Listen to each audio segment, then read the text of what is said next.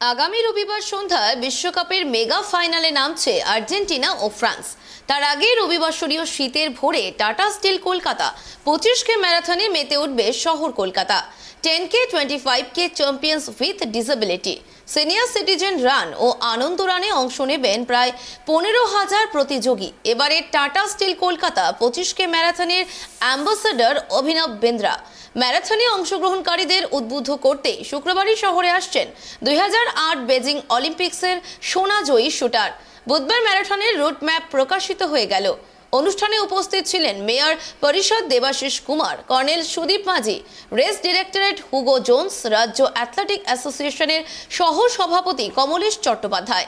এবারও অংশগ্রহণকারীদের স্বাস্থ্য সুরক্ষার দিকে যথেষ্ট জোর দেওয়া হয়েছে। ম্যারাথনের রুট জুড়ে থাকবে 8টি মেডিকেল সেন্টার ও 8টি আইসিইউ অ্যাম্বুলেন্স। শুধু তাই নয়, চিকিৎসকদের 8টি পেট্রোলিং বাইকও থাকছে।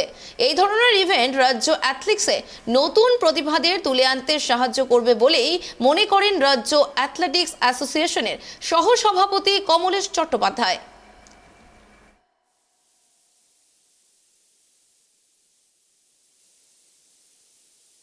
People of Kolkata is waiting for the event, but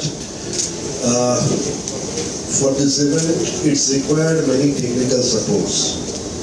So all the technical support those are giving to the stakeholders, they come here, and definitely with all supports of all stakeholders and people of Kolkata, I hope the event will be success, and not only that, this event can our city more vibrant.